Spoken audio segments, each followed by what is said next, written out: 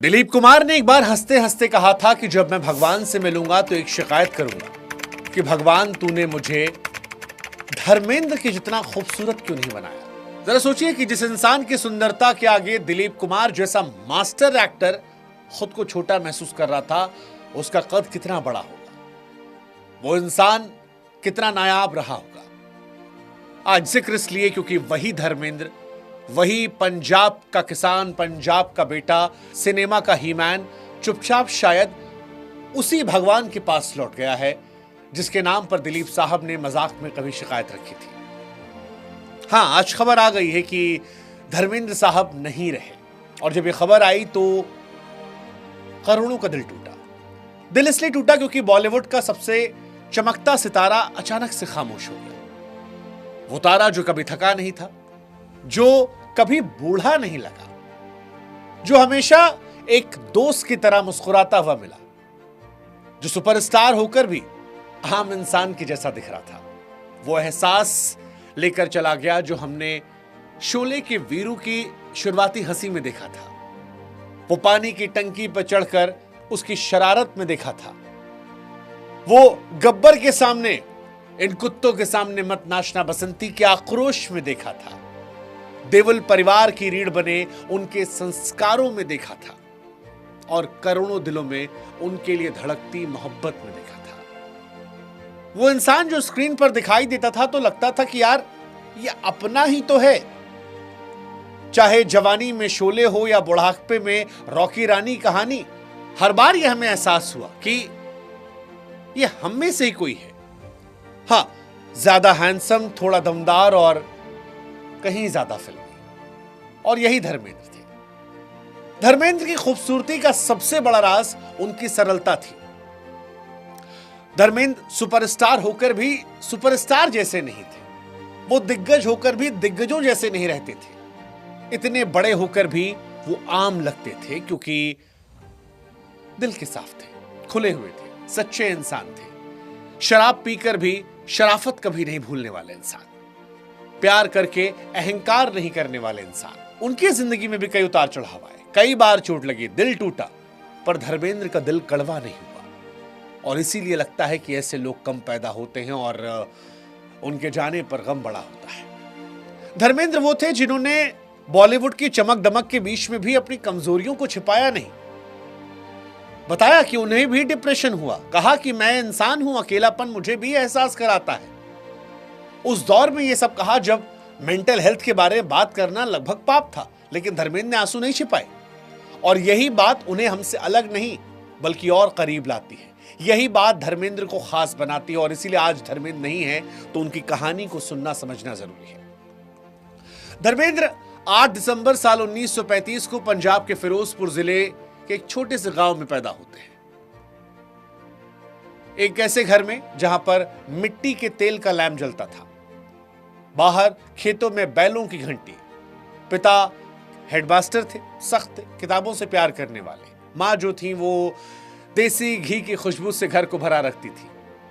धर्मेंद्र सुबह खेत जाते, हल जोतते और फिर कहीं दूर ट्रेन की सीटी सुनकर सोचते कि एक दिन मैं इस ट्रेन में बैठूंगा। धर्मेंद्र पढ़ाई में औसत थे, लेकिन अखाड़े में उनके सामने कोई टिकता नहीं था। दंड बैठक, पहलवानी, कुश्ती, बदन ऐसा कि गांव वाले भी कहते कि यार गजब का इंसान है। शरीर हो तो ऐसा, मर्द हो तो धर्मेंद्र के जैसा। धर्मेंद्र अक्सर रेडियो पर लता रफी के गाने सुनते और आधी रात के बाद कहीं ऊपर तारों को देखते हुए सोचते कि एक रोज मैं भी ऐसे बनूंगा। साल 1954 में 10वीं पास की। घर वालों ने कहा कि अब अमेरिकन ड्रिल फैक्ट्री में नौकरी कर लो, लेकिन उनका दिल कहीं और धड़क रहा था। एक रोज चुपके से घर में कुछ पैसे लिए, माँ का बनाया अचार का डिब्बा उठाया, 2 जोड़ी कपड़े और ढेर सारे सपनों को लेकर निकल पड़े। माँ ने आशीर्वाद दिया, पिता को गुस्सा आया। मुंबई पहुंचे तो पहले कुछ दिन चर्च गेट स्टेशन की बेंच पर सोए। पैसे कम थे लेकिन हिम्मत ज्यादा। फिल्म फेयर के टैलेंट हंट में लाइन लगाई, सैकड़ों लड़के थे, लेकिन जब धर्मेंद्र का नंबर आया और जजों ने उन्हें देखा तो कहे यार ये तो हीरो है, ये तो असली मर्द है, देसी मर्द है, इसको हीरो बनना चाहिए। और मिल गई पहली फिल्म दिल भी तेरा हम भी तेरे, साल 1960। इसके बाद उस दौर की शुरुआत हुई जब राजेश खन्ना अमिताभ बच्चन की लड़ाई चल रही थी कि नंबर 1 कौन है, लेकिन उस दौर में धर्मेंद्र ही बॉलीवुड बन के बैठ गए थे। साल 1960 से 1980 तक बॉलीवुड अगर कोई एक चेहरा चुनना हो तो वो धर्मेंद्र होंगे, क्योंकि राजेश खन्ना का रोमांटिक जादू था, अमिताभ का एंग्री यंग मैन था, लेकिन धर्मेंद्र सब कुछ थे। फूल और पत्थर साल 1966 में आई तो पहली बार कोई हीरो बिना शर्ट के पर्दे पर दिखाई पड़ा। थिएटर में लड़कियां चीखने लगी। उस फिल्म ने उन्हें सुपरस्टार बना दिया। इसके बाद फिल्म आई आया सावन झूम के। नूतन के साथ वो रोमांस आज भी देखो तो दिल पिघल जाता है। मेरा गांव मेरा देश में जाट का गुस्सा प्रतिज्ञा में बदला। चुपके चुपके में शरारतें, सीता और गीता में हेमा मालिनी के साथ मस्ती, एक ही आदमी के 100 रंग थे। और फिर साल 1975 वो किरदार जिसने धर्मेंद्र को अमर कर दिया। शोले में वीरू का किरदार, वो टंकी पे चढ़कर प्रेम का इजहार करना, वो गब्बर के सामने, बसंतीन कुत्तों के सामने मत नाचना, आज भी सच कहे तो पीढ़ियों की समझ की भाषा है। आज भी उनका वो गाना, ये दोस्ती हम नहीं तोड़ेंगे, लोगों को दोस्ती का एहसास कराता है। उसी साल प्रतिज्ञा में अकेले पूरे गांव से भिड़ जाना, ये वो दौर था जब धर्मेंद्र के लिए सीटियां तालियां एक साथ बजती थीं और लोग कहते थे ये ही मैन है, ये पंजाब का शेर है। लड़कियां मुस्कुराहट पर मर मिटी थीं, लड़के उनकी मार पर। टिकट खिड़की पर सिर्फ एक सवाल था, धर्मेंद्र की पिक्चर है, अरे दे दो भैया, इसके टिकट कहां मिलते हैं जल्दी। इसी दौर में धर्मेंद्र को हेमा मालिनी से प्यार हो गया। धर्मेंद्र तब शादीशुदा थे, 2 बच्चों के पिता थे, बॉबी देओल सनी देओल के, लेकिन प्यार ने सारे नियम तोड़ दिए। हेमा मालिनी ने कहा कि मैं सिर्फ धर्मेंद्र से शादी करूंगी। साल 1980 में धर्मेंद्र ने इस्लाम कबूल कर लिया और नाम बदल कर रखा दिलावर खान। हेमा मालिनी से दूसरी शादी की। हालांकि पहली पत्नी प्रकाश कौर, जो कि सनी देओल और बॉबी देओल की मां हैं, उन्होंने भी कभी तलाक नहीं लिया। प्रकाश कौर ने एक बार कहा था कि वो कौन सा मर्द होगा जो हेमा मालिनी को देखकर फिसलेगा नहीं। मैं धर्मेंद्र की गलती नहीं मानती, हालांकि ये बड़प्पन प्रकाश कौर जी का है। लेकिन धर्मेंद्र ने भी कभी छोड़ा नहीं, दोनों घर चलते रहे। 2 बेटे 2 बेटियां, सनी देओल बॉबी देओल और इधर ईशा आहाना। एक ही आदमी 2 घर, ढेर सारा प्यार, बिना शोर के, बिना किसी ड्रामे के। उम्र बढ़ती रही लेकिन धर्मेंद्र रिटायर नहीं थे, न टायर्ड थे न रिटायर्ड थे। जब बाकी हीरो रिटायर हो रहे थे तो धर्मेंद्र स्क्रीन पर आग लगा रहे थे। 2007 में अपने में एक साथ 3 पीढ़ियों को लेकर आए। यमला पगला दीवाना में बेटों के साथ मौज मस्ती की और 2023 में रॉकी रानी की प्रेम कहानी में वो किरदार निभाया जो उस उम्र में भी जब स्क्रीन पर आया तो बाकी सारे सितारे उनके सामने फीके पड़े नजर आए। धर्मेंद्र के बाल सफेद हो गए थे, आवाज धीमी पड़ गई थी, लेकिन आंखों में वही शरारत थी, वही मुस्कान थी, वही पंजाब की खुशबू थी। और फिर 24 नवंबर 2025 सुबह सुबह फोन बजता है, कोई कहता है कि धर्मेंद्र नहीं रहे। पहले लगा कि शायद पिछली बार की तरह इस बार भी अफवाह है, लेकिन जब सच पता चला तो मानो जैसे कोई अपना चला गया। सोशल मीडिया पर अब धर्मेंद्र की पुरानी क्लिप्स लोग शेयर कर रहे हैं।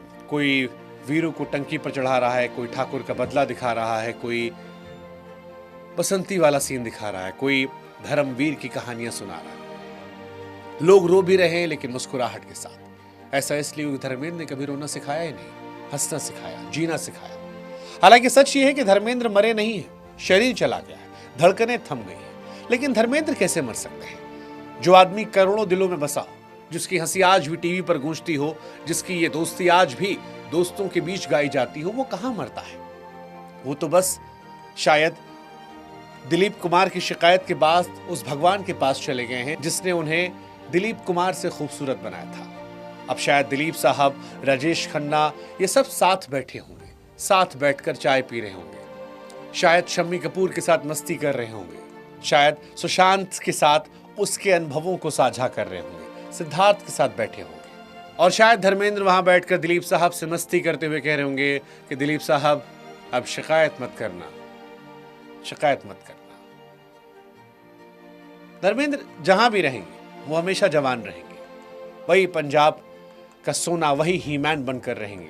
और इसीलिए आज धर्मेंद्र को एक आखिरी सलाम एक प्रशंसक के तौर पर, सलाम एक किसान पुत्र के तौर पर, सलाम एक इंसान के तौर पर। रेस्ट इन पीस धर्मेंद्र साहब।